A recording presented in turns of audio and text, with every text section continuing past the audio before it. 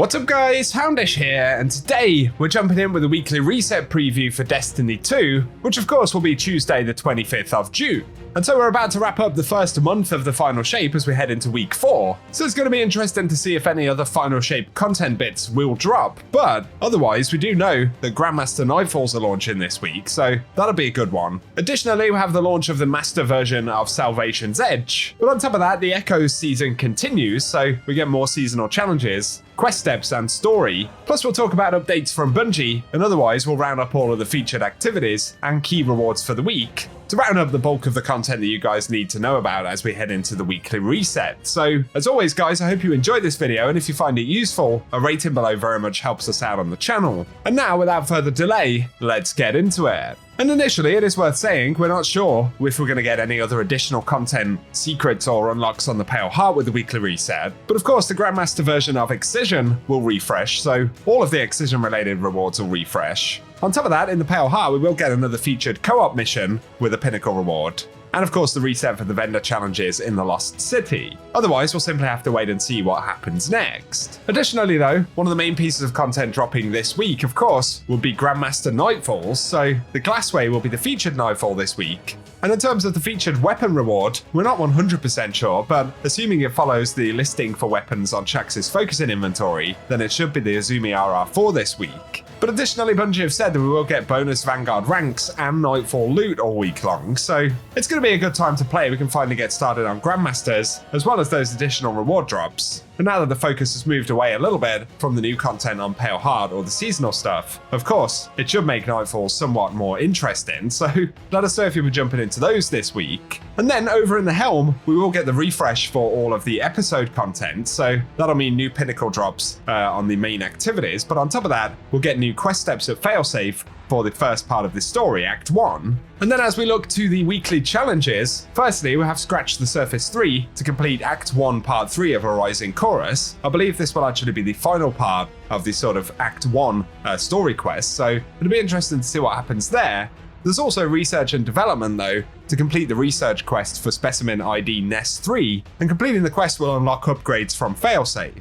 Then we have Breach for the Stars to complete the episode Echoes Arena activity Breach Executable on Expert difficulty. There's also Aggressive Exploration to complete Helm's Failsafe challenge. And then we have Echoed Challenger Act 1 to complete all Act 1 weekly activity challenges. There's also Expert Sector to complete a Lost Sector on Expert difficulty or higher, as well as Grandmaster to complete any Nightfall strike on Grandmaster. And very finally, we have Spark Defender to score points in Rift, with bonus progress awarded for igniting the Rift. So those are the week 4 challenges for the season. And then looking to playlist stuff, for Gambit, I believe it will just be Gambit this coming week, with the bonuses being featured on the Vanguard. Otherwise though, for Crucible, we will see Rift and Countdown as the main featured modes, but Trials should also return on Friday's daily reset. Then as we look to the featured raid and dungeon activities, firstly, this week we should get Vault of Glass, where the Vex Mythoclast will be featured, so that's a good exotic to go after if you've never picked it up. And of course, we also have the entirety of the Legendary loot pool, which will be entirely farmable, so it will be a good week to jump in if you're still missing anything from VOG. But otherwise, the featured dungeon over in the Dreaming City this week will be a Shattered Throne, or the Shattered Throne, and both of these will drop their unique items with an updated power relevancy. Also in the Legends tab, this is what Bungie's next week card said last week, but this time around we should actually get Starcrossed for the featured exotic mission. It did say that Starcrossed will be up this past reset, but it was actually Nord Avalon instead. So Starcrossed should show up this reset, where of course we can pick up the Wishkeeper exotic bow, and I believe legendary wise we might be looking at Season of the Wish legendaries dropping, but we'll simply have to wait and see. Then for the Eververse store, I'll keep you posted on the Bright Dust inventory when we get to that on the weekly reset. Over to Eternity though, and for the Dares of Eternity, this week's additional drops should consist of the Scatterhorn and Lightkin armor sets. Plus we'll get some additional weapons from Season of the Splicer and Forsaken World drops dropping as additional random drops. For the featured Lost Sectors this coming week though, firstly, for Tuesday, June 25th, we'll get the Forgotten Deep in the Pale Heart.